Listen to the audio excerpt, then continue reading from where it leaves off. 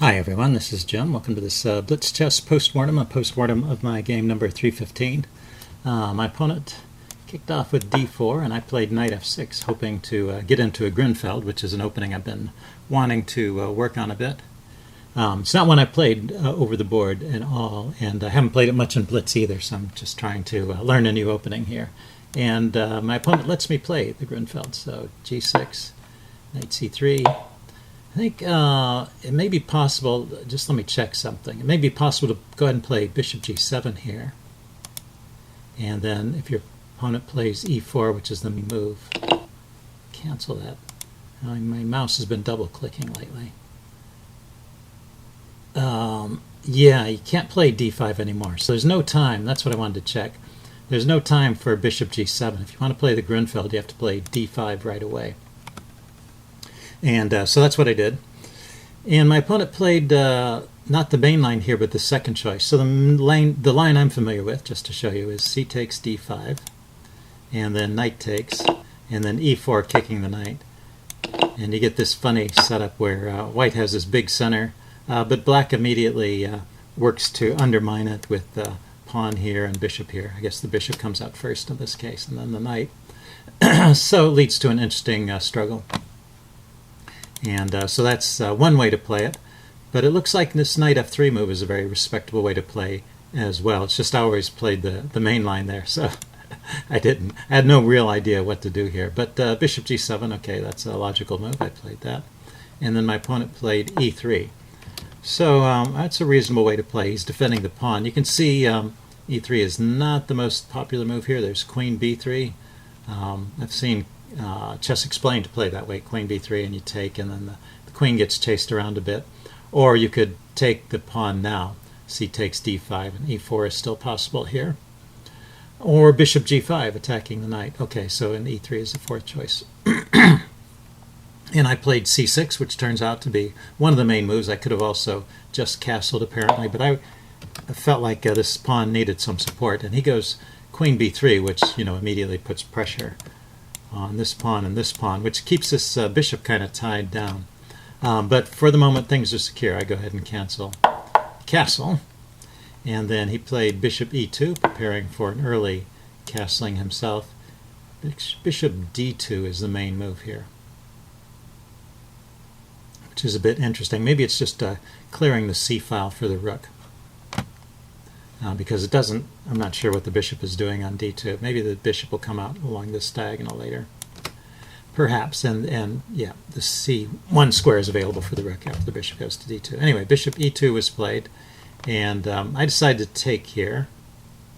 After he's moved his bishop, he's going to have to waste another tempo recapturing the pawn. So I could have just played e6, but I don't want to block in my bishop.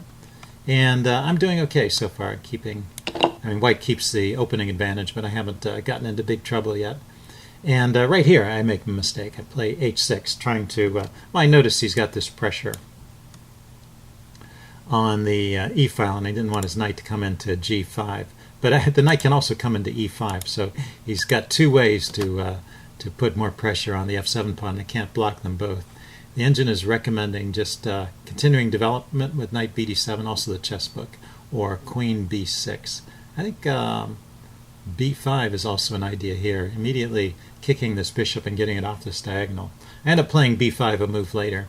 But let's check out the knight bd7 line, see how that might go, because that also seems like a logical way to play. So suppose he hops in here with, if he plays knight e5 now, I suppose I'll just take it.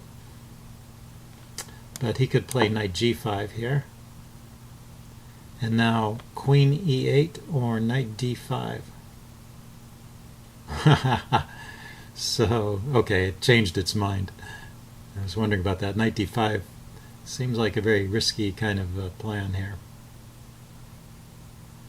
No, it likes it. Okay, let's put knight d5 on the board and see what the idea is. I mean, he can win a pawn here, right, just by taking.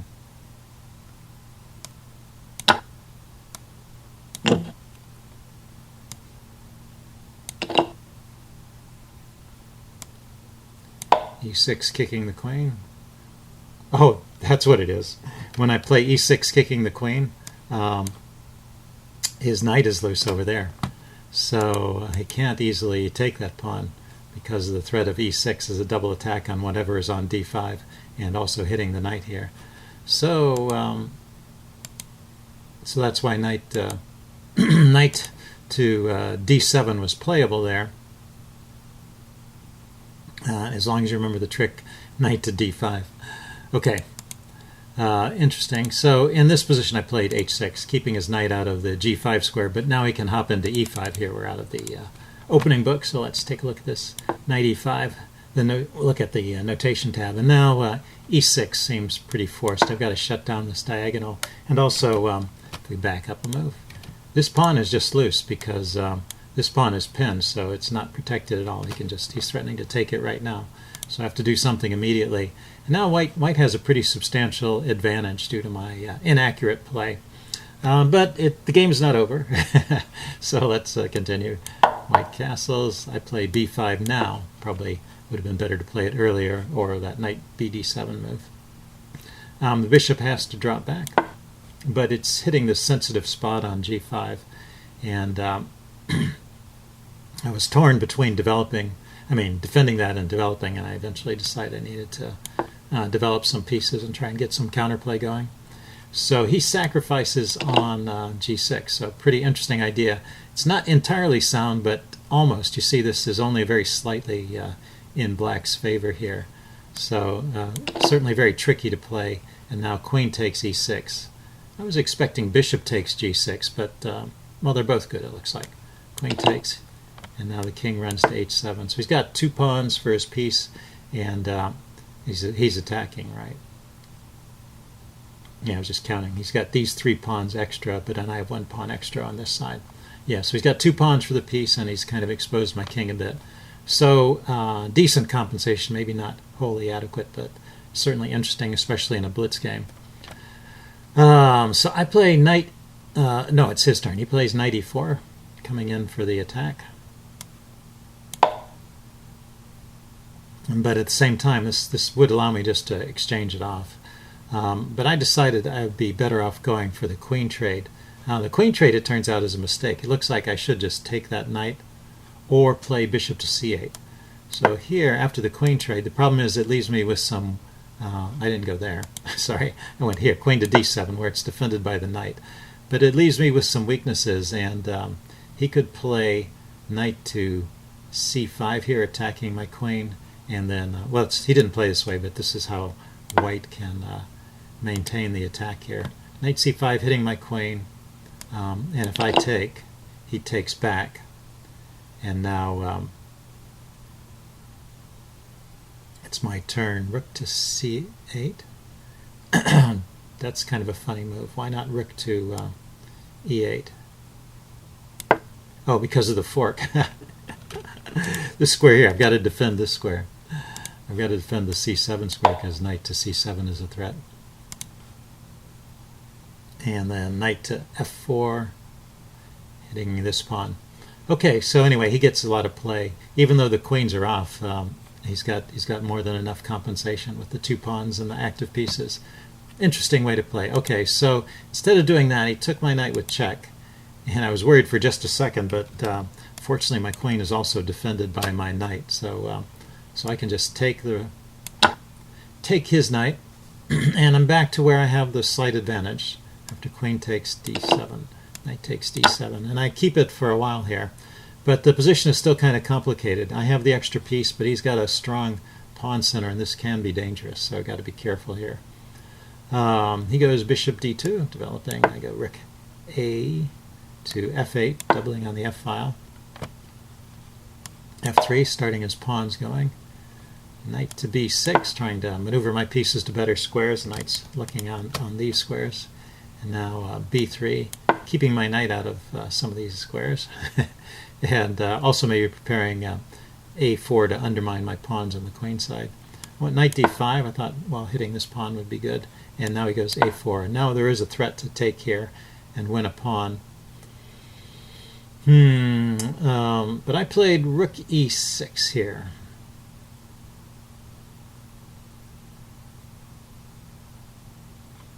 Yeah, my idea was if he takes this pawn, I'll win this pawn over here. So sort of a counter threat. I'm more interested in breaking up his pawns in the center than holding on my extra pawn on the queen side. So rook e6 was played. Let's see, is that an okay move? Yeah, that's an okay move. And he went bishop to e4, hitting my knight. Cancel that. He went bishop to e4, hitting my knight. I play c5. And now he took, and I get c takes d4. So I thought this was working out well for me. And right here he plays rook takes a7. I had kind of forgotten about that rook on the open file. But if you look at the evaluation of the chess engine, it's still in black's favor, but I have to play the right move here, and I didn't play it. You can see the move I played was knight takes e3, and the move I should have played was d takes e3, right? So there's two ways of taking that pawn. So this is a good point, actually, if you want to test your ability to calculate. See if you can figure out why pawn takes e3 is better than knight takes e3. And I can tell you what I was thinking. I was thinking pawn takes e3, bishop takes, because he can't... oh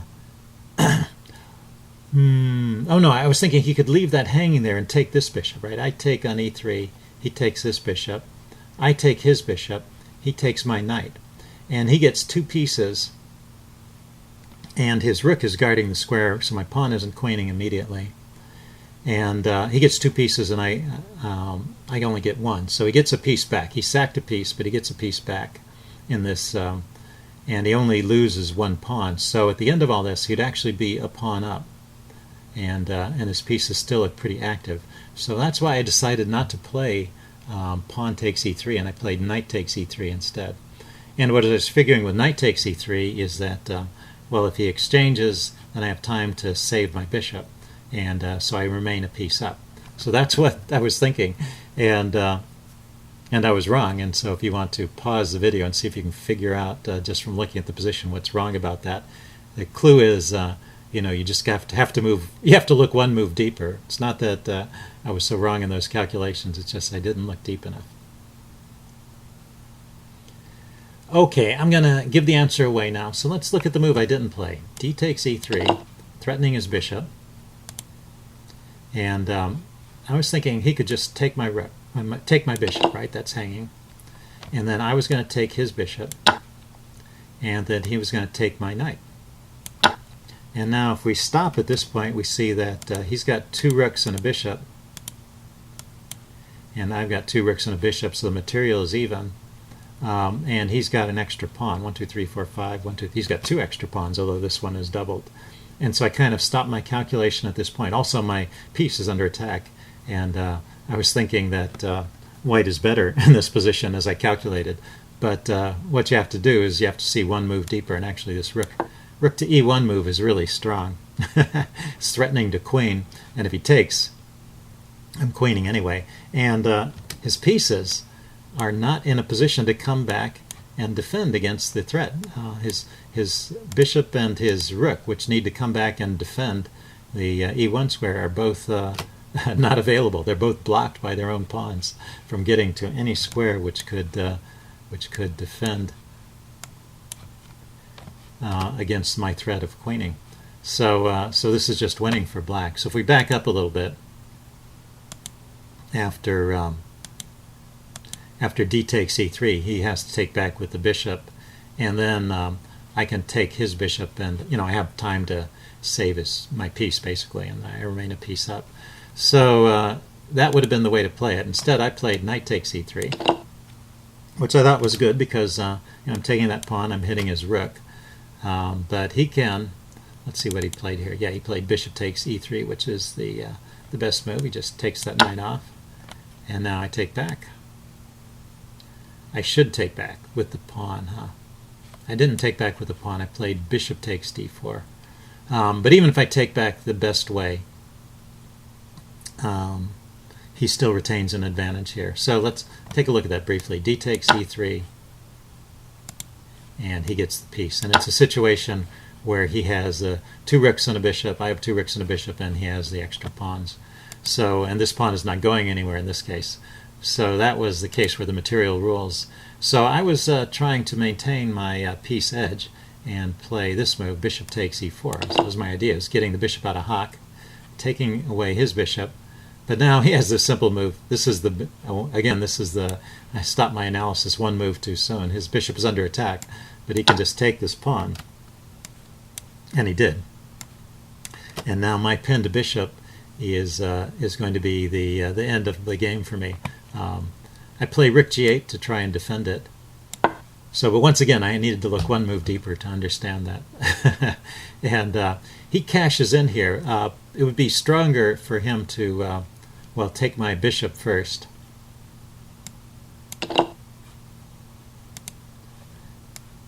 And then bring the rook in, because my pinned bishop isn't going anywhere. Let's see, was there something even stronger than that? Bishop to c3. Oh, right, he doesn't want to leave this bishop hanging.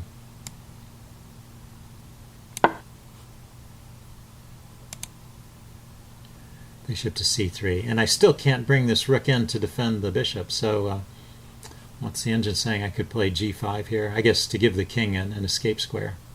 How about king here? Just trying to free my bishop. And he's got rook ff7. This is a nice trick. If I take his bishop, I get checkmated. So I am losing a piece, no matter what I do here. And that's what I didn't see. He cashed in a little too quickly. He played here. And I took back. He took, I took. And then he took the bishop. But now this is not so clear. This is actually a kind of a drawish rook and pawn endgame. He's got these two pawns over here, but I'm going to win one of them. And with one extra pawn, you can't always win a rook and pawn ending. So let's see how it goes. He played rook f3, and I came over here to b4, attacking the pawns. He tried to bring his king in. Grab the pawn, king e2, and played g5. Want to get my pawns in the best position and also give my king some squares to go to.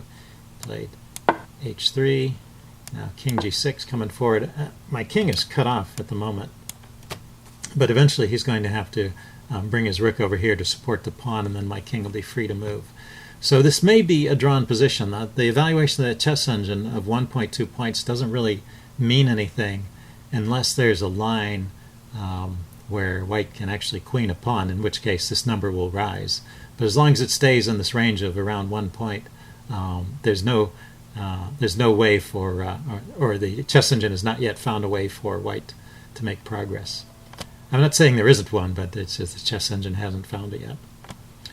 So white played g4 here, locking up the pawns. Maybe not the best move now. Now the engine likes my chances better. I play h5 to try and reduce the number of pawns over here.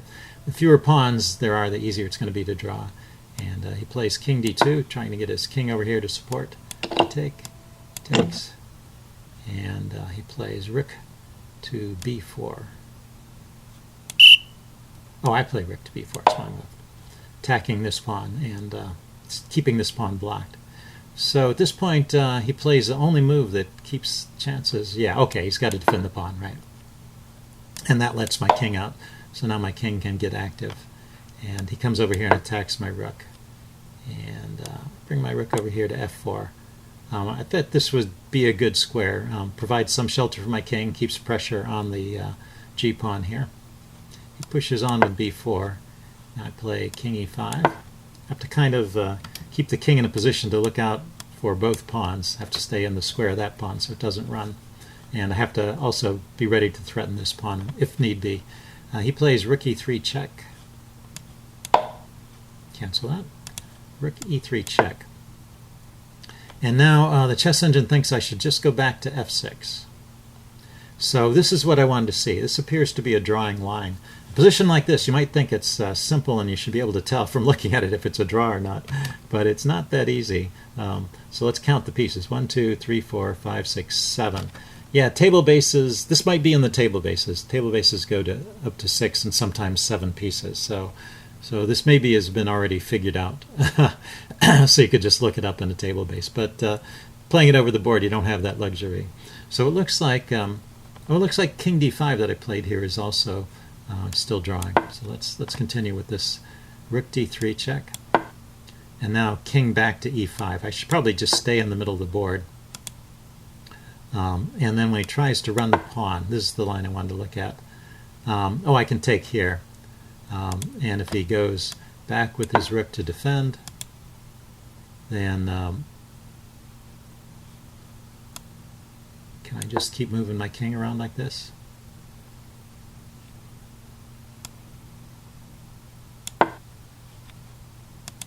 Let's take back. The engine likes to move rook f1 here. g2, and then rook c1 check. King d3 or c3. He wants to guard this square. d1 check. Yeah, so it looks like that's kind of a drawing idea, getting my rook behind his rook and checking from behind. Anyway, I moved my king to c6, and now he's got some chances with the pawn here. He plays rook to d4. Now I can't afford to trade, so I drop my rook back to f1, and he plays rook c4 check. And now I go back to, I go over to b6. So somewhere around here, I think I get into a losing position. So I should probably just keep my king in the middle of the board and try and maintain threats on both sides. That's what I believe I should be doing here. Now I think white can win this. So he starts out with rook c5, and I play rook c1 check, and he goes king to d4. And I can't really afford to take the pawn. That'll be a losing king and pawn endgame. So I go rook to b1, getting behind this pawn, and he goes rook takes g5, giving up a pawn. So here, okay, so far so good. I take here, and yeah, okay, so this is winning. So white now penetrates with his king, and if he can just get his king over in front of the pawn and keep my king away, then he can set up a Lucena position and just win. So this should be a straightforward win, but he makes some mistakes here, so let's go forward a few moves. I bring my king closer, and he starts to check me. And every time he checks me, I bring my king closer. And right here, I go to e8, and now it's a draw because my king can get in front of the pawn, and instead of a Lucena position where white wins, I can set up a Philidor position where I win. So the Philidor position, I did a pretty good example of this in the book, is the third rank, in the game I talked about this. You set up a third rank defense with your rook, and you get your king in front of the pawn, and then you stay on the third rank until he pushes his pawn forward. The only danger is if you let off too soon and he gets his king to the third rank, then he can check and drive your king away, and then it gets dicey. So, but in this position, his rook should be further away and his king should be in front of the pawn for him to win. But eventually, if I keep my rook on the third rank, he can't ever bring his king forward.